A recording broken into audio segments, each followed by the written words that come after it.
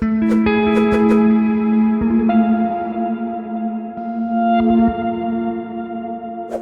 name is Jane Lee Fema Joyce G. Pardo, and I'm a freelance artist. I think para sa akin, mako-consider ko na darkest season ko was my heartbreak, my separation with my ex-husband. Also yung dumating yung nalaman ko na may slightly autism din yung anak ko. I've been in the dark when I was separated na pinipilit kong kayanin tumayo sa sarili kong mga paa na walang tulong ng iba, walang support. Mahirap, pero I was trying my very best to deal with it and to cope. As a Capricorn, I don't open up easily to anyone or everybody. I tend to keep it to myself. But I'm trying to open up for the few people I trusted. I tried to seek help with one of my closest friends way back in the US. Also my sister, my soul sister. I discussed to her na ayoko na. Gusto kong mawala. Kasi nahihirapan na ako. Sabi ko sa kanya, actually, suicidal na ako. Last 9 months ago. Sabi ko, siya na bahala sa dalawang anak ko. Kasi bibigay na ako. Sobrang daming problema. Yung dumaan sa akin, simula nung separate ako sa partner ko. As of the moment, I think yung status na mental health ko is unexplainable. May times na bibigay na ako. May times na ayoko na. Pero pinipilit kong bumangon araw-araw. Nananalangin lang ako sa Diyos na kaya ko pa ba? So, magulo. Sobrang vague. I had a suicidal thought or attempt way back September last year. Grabe yung pinagdaanan ko. Because bumili na ako ng something para ma-end na yung life. Prior nun, minasage ko na yung sister ko na magpapaalam na ako. Tapos na bahala sa 2 kids ko. Kasi hindi ko na kaya. Parang there's a lot of going on my plate. Hindi ko na kaya. I think I'm healing na. Especially when my new partner came in. Naging sandalan ko din siya. Tinry kong maging strong, independent woman. Also with my 2 kids, sila nung inspiration ko. Bigla pumasok sa isip ko na, ay wag. Oo nga pala. Kasi walang nagmamahal sa bunso ko na may spectrum. Ako lang kasi yung kakampi niya. Dahil sa kanila na malaban ako. Pinipilit ko. Kasi walang ibang tutulong sa kanila. Hindi ako lang. So nagbago ulit yung pananaw ko. Pero nanalangin ako nung gabing yun. Buti na lang nag-respond yung kapatid ko. Kasi kung hindi, nakawala na ako ngayon. Tapos dinilahan niya ako ng coffee. Binantayan niya ako hanggang umaga, hanggang 7 a.m. kahit may pasok pa yung mga bata. Kaya thankful ako sa kapatid ko. Kasi ang dami nang namatay sa harap ng mga mata ko. Namatay na yung pamangkin ko 10 years old. Yung kapatid ko na 20 years old. Yung pinsan ko sunod-sunod last year. Kaya sabi ko, susunod ba ako? Nagpapasalamat ako kasi may mga nakakausap ako na yan, kapatid ko. Saka yung iilan lang na sobrang pinagkakatiwalaan ko, lalo na yung friend ko na psych sa US.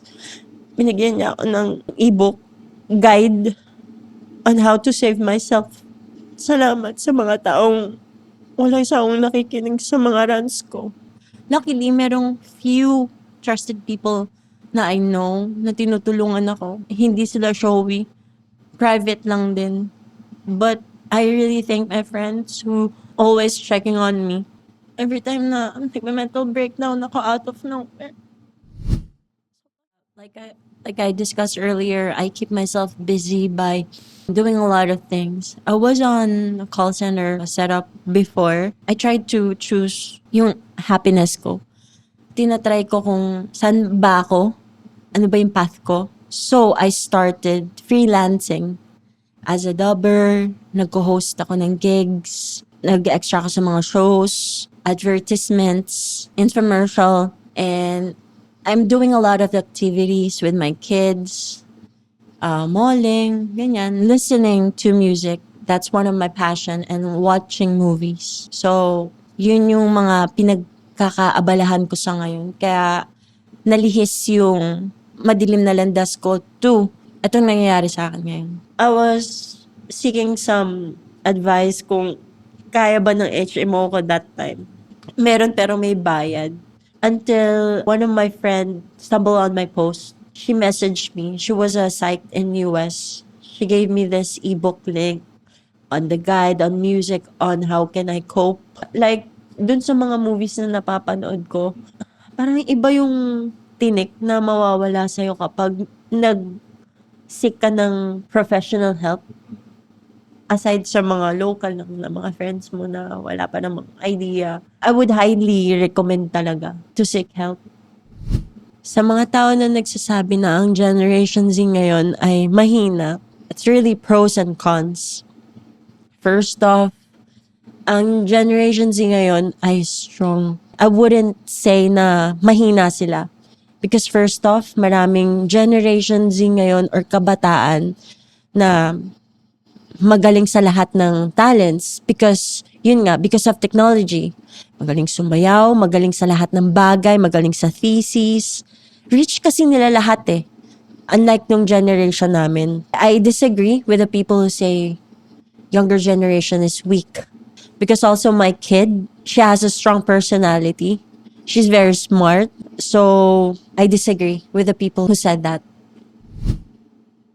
That's why I joined this. This is actually one of my advocacy. To share with the younger generation nowadays. As you can see, technology is getting crazier. Sobrang easy na access sa suicidal na pwedeng kopyahin ng mga kabataan nowadays. Ibigyan lang sila ng tips, ito gawin mo. So, I wanted to share and bring some light para sa kabataan na gusto na rin bumigay. Nasayang ang buhay nyo. Pagpatuloy nyo lang. Kaya nyo yan. Kasi kung ako, nandito pa rin ako. Kaya ko, kinaya ko, at kakayanin ko. I think still here means even though your darkest season of your life, I remained. I'm still here.